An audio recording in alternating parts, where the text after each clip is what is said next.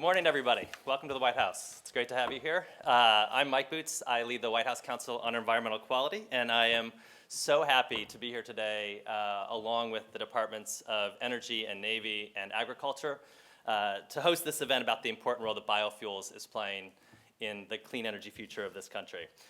The President's Climate Action Plan called upon the administration to partner with the private sector to deploy cleaner fuels, and specifically called on these three departments to work together with the private sector to accelerate the development of cost-competitive advanced biofuels for both the military sector and the commercial sector. And today, the administration is announcing the award of 3 contracts for the deployment of over 100 million gallons per year of drop-in military-compatible biofuels. I know all of you here today, from the federal agencies, from the Hill, from the industry, from this broader stakeholder community, have been working for quite some time to get this process to this point. And so we are just so pleased to be able to host you here at the White House to celebrate this achievement. As you all know very, very well, biofuels play a very key role in increasing our energy security, in advancing economic development across rural America, and in reducing greenhouse gas emissions from the transportation sector. And these awards represent a major milestone in supporting those objectives and in fulfilling key pieces of the President's Climate Action Plan. This effort is also a great example of the power of partnerships, both the public-private partnership that is going to make the construction of these biorefineries possible in the first place, and also the great partnership between these 3 departments that has really formed and cemented in a way I think we might not have predicted when this all started, but that brought together the unique missions and roles and authorities and expertise that they all bring to form one big game-changing program on this front. And so those kinds of partnerships are really critical to us being able to advance the President's priorities on this front. And our first speaker today knows very well the power of those partnerships as well. In his role as the Secretary of Agriculture, he's truly been a champion of biofuels. During his tenure, Secretary Vilsack's support for the biofuels industry has brought countless jobs to rural America and really supported our nation's farmers in this pursuit. And so I know that the DPA has been a centerpiece of that effort, so I'm really pleased that he's able to be here to talk a little bit about the benefits the biofuels bring to the nation and to our rural economy. So, Secretary Vilsack.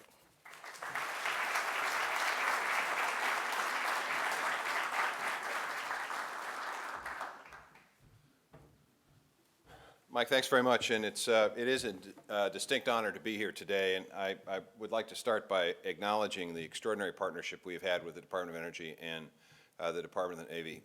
With Secretary Mavis's leadership in particular, he has been the visionary behind this effort, and we have been excited about this partnership. I'd like to put this in the context for you all to understand why this is important. There are many reasons, and I'm sure we will address all of them today, but for me it's really about the importance of rural America and rebuilding an economy that needs to be rebuilt in an important part of our country. Rural America is the place where most of our food comes from. A good deal of the water that we consume is impacted and affected by what happens in rural America. Most of the energy and fuel that's domestically produced is produced in rural communities and around rural communities. It's the place where most of us go to recreate when we want to get away from it all. But in the context of this announcement, it is also a place where a disproportionate number of our military comes from. Rural America is 15% of America's population, and it can be as high as 40% of our military. So it's important and necessary if we're going to continue to have young men and women who are willing to serve the country coming from these small towns, that we continue to look for ways in which we can expand economic opportunity in them. And the biofuel industry is one strategy that this administration has embraced to try to rebuild the rural economy. In addition to production agriculture and exports, local and regional food systems, and conservation and outdoor recreation, the bioeconomy, the ability to take everything that we grow, everything that we raise, every aspect of what we grow and raise, and turn it into something more valuable becomes extremely important. In addition to the fact that we're trying to create economic opportunity in rural America, the President is quite focused on making sure that our energy sources and our fuel sources in this country come from a wider and more diverse set of sources. It's important for us to really focus on all of the above as an energy strategy. And that's certainly important for the military, which I suspect that Secretary Mabus will talk about. So this administration has made a real commitment, and a significant commitment, to the expansion of the biofuel industry. It has included providing nearly $750 million of assistance in the form of loan guarantees for plants and facilities that are producing biofuel and advanced biofuel. It's working with nearly 1,000 producers across the country to develop in 12 projects in 11 states over 50,000 acres of new and creative feedstocks, moving away from the false debate of food versus fuel and looking for creative ways to provide the feedstocks for these advanced biofuels. It's worked with over 300 companies in providing financial assistance as they work to develop the component parts that go into advanced biofuel. We've funded $320 million in research in terms of feedstocks and supply chains. And we focused on each region of the country by establishing regional hubs looking at the very types of feedstocks and locations that are important in terms of building this industry. We've also, as a purchaser of biofuel, not just in this announcement, but across the federal government, looked for ways to promote this industry. And we've worked with the commercial aviation industry in our Farm to Fly effort, trying to reach a goal of 1 billion gallons of advanced biofuel for the commercial aviation industry. All of this leads to today. The centerpiece of our effort today is the use of the Defense Production Act in a partnership, a unique partnership. Never before have 3 federal agencies worked together to create, in essence, a new industry. This was the vision of Secretary Mabus, and at the time Secretary Chu and I met with him. We reached an agreement to contribute equitably to this effort, and USDA is charged with the responsibility of helping to support the feedstock that goes into this new fuel and make sure that it was price competitive with traditional jet and marine fuel. We're excited about today's announcement. We're excited about what Fulcrum Bioenergy from Nevada is going to be able to do to produce 10 million gallons of biofuel through the use of municipal waste. They're going to take product that's currently going into a landfill and turn it into something extraordinarily valuable. We're proud of our commitment to this project as well as the loan guarantee that we provided to Fulcrum that was recently announced. We're looking forward to Red Rock Biofuels in Oregon utilizing woody biomass to create 12 million gallons of this advanced biofuel. And we're very excited about what will happen on the Gulf Coast with Emerald Biofuels as they seek to use resources to produce 82 million gallons. Now, what are the benefits to this? Well, first and foremost, they're jobs. These facilities have to be constructed.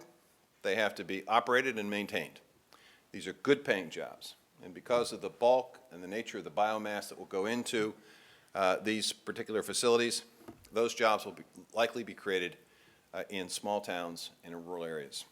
There's an entire supply chain that will help to create jobs over time. It is a more environmental friendly and greenhouse gas emission friendly fuel.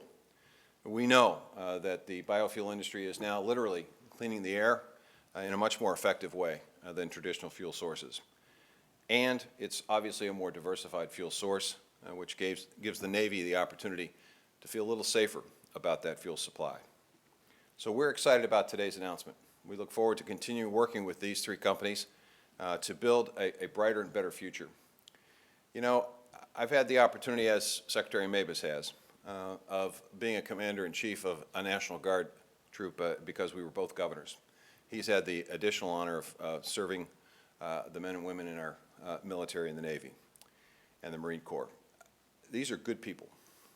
These are solid people. These are people who understand that a country that gives us so much in the form of liberty and freedom requires us to give something back. The ability for us to provide a better fuel source, a cheaper fuel source, an environmentally better fuel source, a job-creating fuel source in the very area of the country that helps to support our military is going to make this country a much stronger country and a more secure country. So we at USDA are proud of our role, and we look forward to continuing working with our partners in expanding this opportunity with the announcement today. Thank you very much.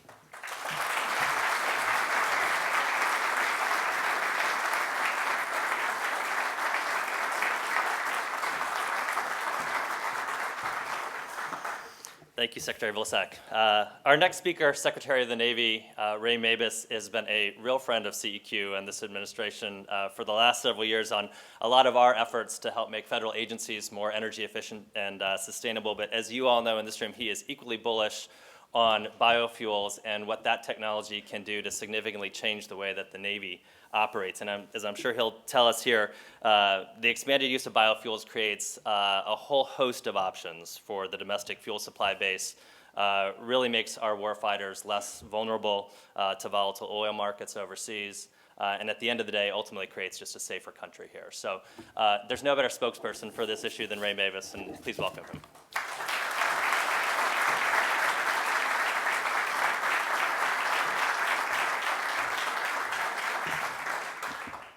Mike, thank you, and I'm particularly happy to be here today at the end of a 3-year work in progress on getting to this point, and you could not have had better partners. The United States Navy, those sailors and Marines that Tom Vilsack talked about, could not have had better partners than Secretary Vilsack and the Department of Agriculture, who shared this vision, not only for national security reasons, but also for the tie between rural America and our armed forces. And Dan Poneman from the Department of Energy, who under 2 secretaries now have supported this initiative. And the link between energy security and national security and international stability couldn't be more obvious than it is today. We're in a maritime century. 90% of all trade around the world goes over the oceans. 95% of all data, cell phone calls and emails, and the data that runs our economic system goes under the sea. And 80% of the population of the world lives within 40 miles of a coast. The Navy and the Marine Corps provide uniquely for this country presence, the ability to be in the right place, not just at the right time, but all the time, to keep sea lanes open for peaceful and legitimate commerce, to deter conflict without escalating tensions because we're already there, for humanitarian assistance and disaster relief, and perhaps most importantly, giving the president options. So when a crisis hits, the most immediate option, the most capable option, are the sea-based services who are already there. And power and energy, critical to the global growth and the ability of the Navy and Marine Corps to do that, to provide that presence. You know, there have always been some questions as we've gone down this road. Well, we understand why energy's there, because that's the whole name of the department. It's the Department of Energy. And we understand why agriculture's there, because of the feedstocks, because of what's coming in. What in the world is Navy doing there? Well, let me tell you, Navy has always led when we have changed energy sources. We went from sail to coal in the middle of the 19th century.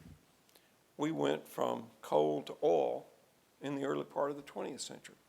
And we pioneered the use of nuclear for transportation in the middle of the 20th century. And every single time that we did this, there were all sorts of naysayers. You're trading one form of energy for another. You're trading one that's certain for one that's not. You're trading one that's, in the case of wind, free for one that costs money. You're trading an infrastructure, in the case of coal, because we had coaling stations all around the world, for oil, which doesn't need those coaling stations. What are you doing? Well, every single time, including the last one for nuclear. You can't make it small enough. You can't make it safe enough to put into a submarine. Are you kidding me? Every single time, those naysayers have been wrong. And part of this announcement is showing just how wrong they've been on this. Energy impacts national security in at least 3 ways. One is fiscal, the price volatility, because fossil fuels are global. They're the ultimate global commodity. And so when something happens, almost anywhere, energy traders put what they call a security premium on the price. And so DOD and Department of Navy has had literally billions of dollars in unbudgeted increases in the price of fuel. Tactical, because the supply chain is always the most vulnerable part of a military activity. When a Navy ship is refueling, it's at its most vulnerable.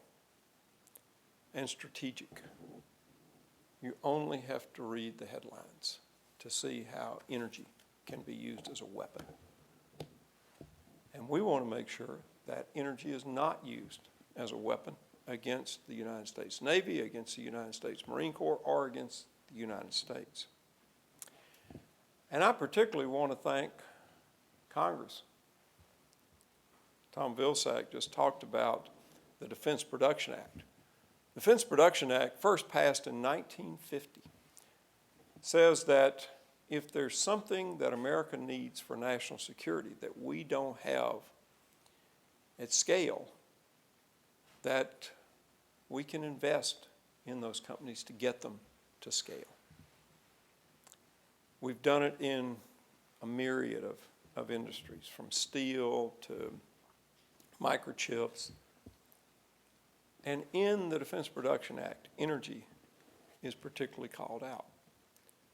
Well, 2 days ago, on September 17th, the Defense Production Act was reauthorized by Congress.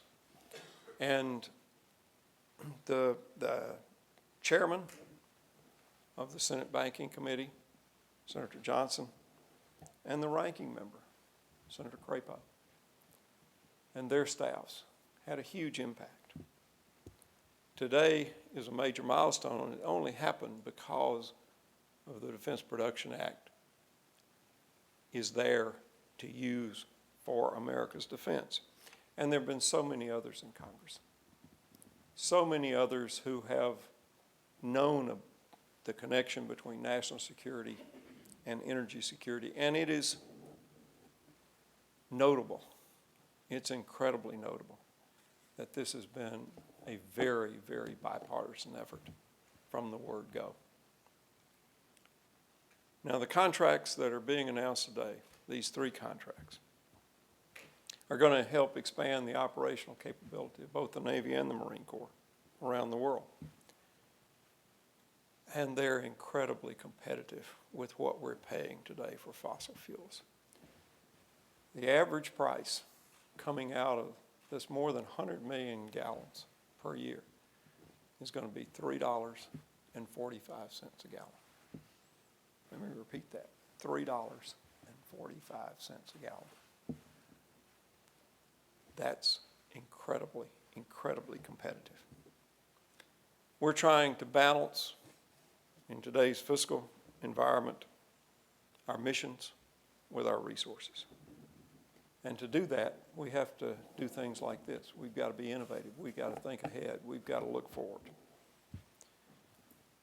But this initiative, along with the partners that we have, partners in the private sector, partners who have gone out and raised private money to match and more than match the investment made by the federal government, partners like Dan Poneman from Energy, Tom Vilsack, my longtime friend in agriculture. But this initiative is in the spirit of adventure that motivates people to join the Navy and the Marines. If you join the Navy or the Marine Corps, You don't join it to stay home. You want to see what's over the horizon. You want to see what comes next. You want to be a part of what the future is going to bring. This is how sailors and Marines defend this great nation. So from the Navy, Semper Fortis, forever courageous. From the Marines, Semper Fidelis, forever faithful. Thank y'all.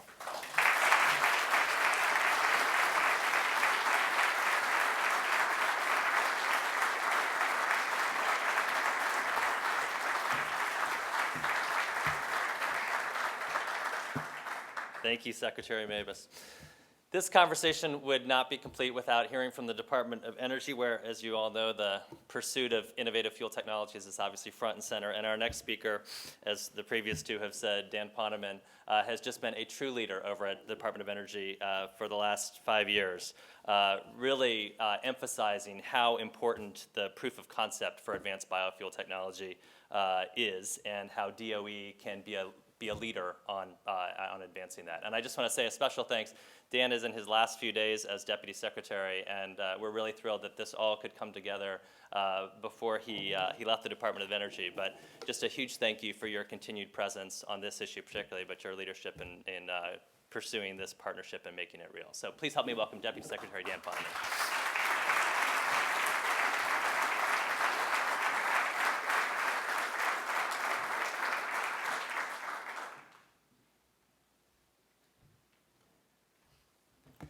Thank you, Mike. Well, it is a pleasure to be here, and there are some benefits to being long in tooth bureaucratically, and one is to be able to see something go from concept and lunchtime conversation. I was just reminding Secretary Mabus very early on, Secretary Chu and I came over talking about, amidst all the ship models, the great potential that this kind of partnership could hold, and it would not have come together without the additional terrific leadership and partnership of Secretary Vilsack. So why don't we just stop now and acknowledge their leadership as well.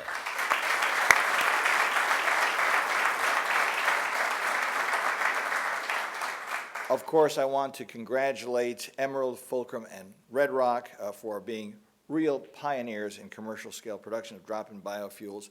And just to put this in context, this is really a big deal. It's a big deal intrinsically about what it means for this initiative, and I'll come back to that in a minute.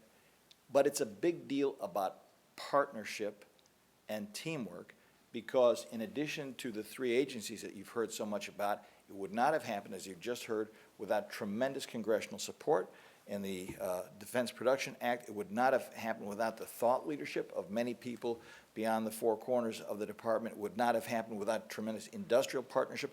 This is how we're going to win the future, and only in this way. The President has repeatedly made it clear that energy is a national security, that climate is a national security issue. This has been written, it's been recorded, this is fundamentally true.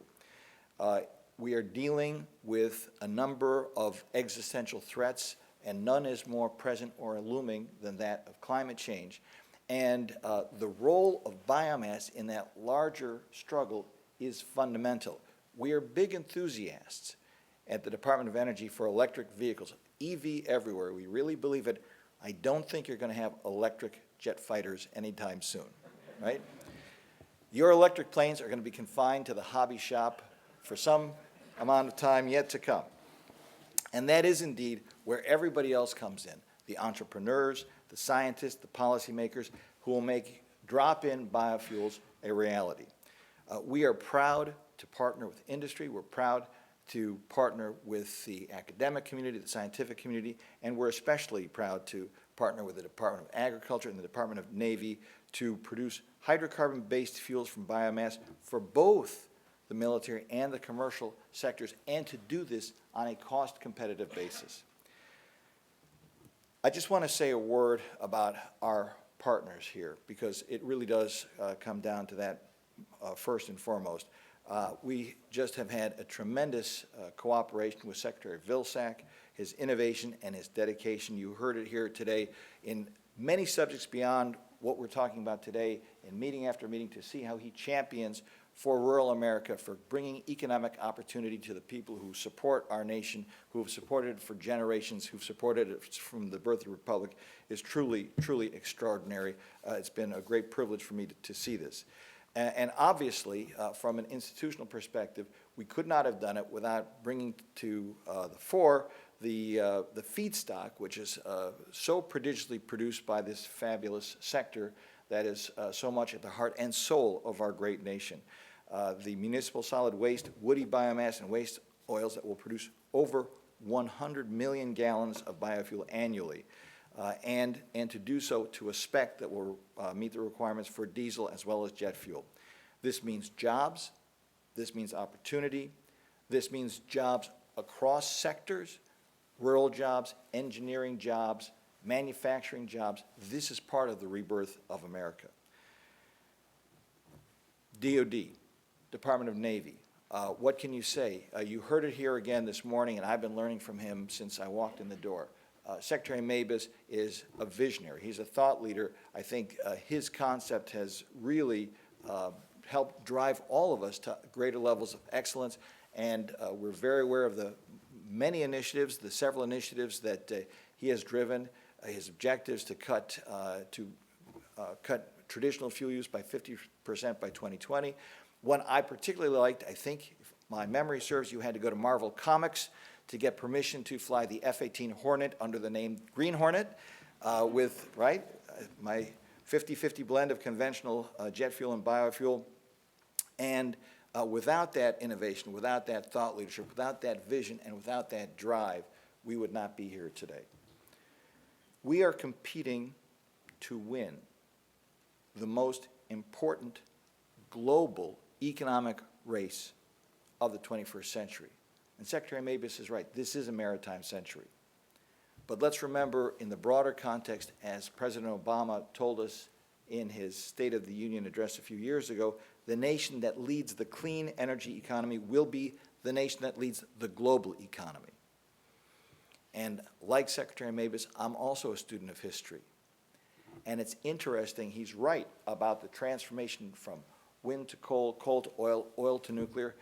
They have been at the driving edge. But let's not forget, this was actually, in some ways, not just some inexorable evolution from technology to technology. It was actually informed by a strategic vision. Winston Churchill, First Lord of the Admiralty, decided they needed, for energy security, to diversify their sources of fuel for the ships. They did not want to be bound by coal in the way that they were at that time. And I would say, in addition to what he required and called for back then in diversity of sources, geographic sources of supply, and diversity of supply routes, we need to look at diversity of fuel type, which is why today's announcement is so important. Winning the race to develop drop-in biofuels will enhance our nation's energy security by adding a new source to our diverse supply of fuel and sources, and by reducing our reliance on imported oil. We've been making tremendous progress. This will accelerate that progress. It's already clear that advanced bioenergy technologies, such as those in the projects that we are awarding today, are going to be critical players in America's energy future. It's an industry that's seen steady growth, and as we begin to master these technologies, I predict you're going to see accelerated growth. Currently, just over 11% of America's energy production is renewable. Half of that is biomass derived, and with America using on the order of 200 million tons of biomass a year, we already are seeing biomass playing a significant role. I predict that is going to continue. I'd like to put this in a little context. We've been working, and I want to acknowledge here the great leadership of my colleagues at the Department of Energy. We have, acting under Secretary Mike Notek, we have our Energy Efficiency and Renewable Energy Assistant Secretary, Dave Danielson. These are the people who are seeding investments across wide arrays of options. We don't know which option is going to be the technological winner at the end of the day. And we have been seeing the graduation of this effort from the efforts of earlier years in the cellulosic field, and to the day we are really now beginning to sharply vector towards in terms of drop-in hydrocarbon-based fuels. But I think it's worth recalling that this is a process that has already seen great success. Just a few weeks ago, we saw the start of production at the nation's first commercial-scale cellulosic ethanol plant to use corn waste as a feedstock. That's the POET DSM Project Liberty in Emmitsburg, Iowa. It's going to produce 25 million gallons a year, and it's going to reduce carbon emissions 85 to 90% over gasoline, making it a clean as well as a productive fuel source. And obviously, the ethanol being produced will be emission negative, offsetting more greenhouse gas emissions than it produces. Another plant, Abengoa Bioenergy, expects to complete construction of their biorefinery in Hugoton, Kansas by the end of October, another 25 million gallon facility. And I'd like to note that in addition to the important seed money and investment, which was quite substantial, that came out of our direct investment, these both were projects that benefited from the loan guarantee program. And so you see how the combination of assets, Secretary Vilsack's got his loan programs, we have ours. All of these things come together to create these kinds of successes. These biorefineries are now allowing us to address the primary technical challenges for cellulosic ethanol, and now gives us both the opportunity and I would say the responsibility to turn that much sharper into the next phase, and that's what we're here talking about today. It is all about partnership. Part of this larger partnership we've described between the Department of Energy and the Department of Defense. We've discussed that very partnership in this room with, at that time, Deputy Secretary Bill Lynn, and at that time, CAP President John Podesta, and we said this. When it first came up in 2009, I remember talking to Deputy Secretary Lynn. They said, let's do an MOU. And I said, okay, but only if we really do stuff. I don't want another cocktail napkin MOU that sits on a shelf and gathers dust. And that's why today, frankly, is such a sweet day for me to see this is a case. It's not just about talk. It's not just about writing words on a page. It's about moving America forward in a direction that will make us safer, more prosperous, and more secure. But this is not a day only for congratulation, and certainly not for self-congratulation. This is a day to take stock where we have come, the awards we're now granting, where that's going to take us, but to renew our commitment to the President, to each other, and most importantly to the people of the nation, rural America, our uniformed services. This is America's future. So I am very grateful and honored to join everybody here, and I want to thank you all and wish you every success as we take this initiative on to even greater objectives, even greater achievements, all in the service of the nation and all in the service of the American people. Thank you very much.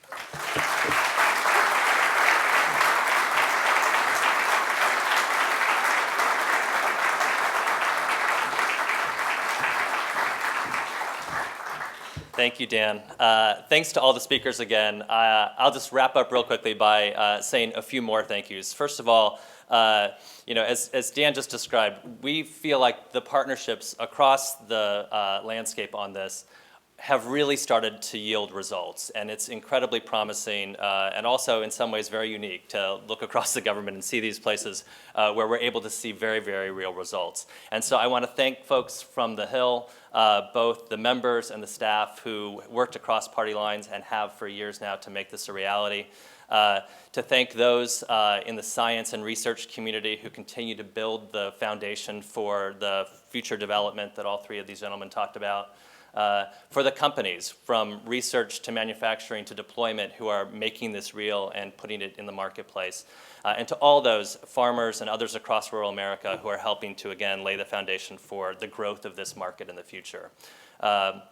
we are very optimistic about where we head next, and as Dan just described, there are a series of great events and milestones that have started to play out in recent months, and there is so much more to be done. So I want to thank you all for coming today. I want to thank you for your continued work and your pragmatism and your leadership on this in the past, but also ask for your continued persistence and partnership going forward so that we can continue to see more milestones down the road. So thank you very much.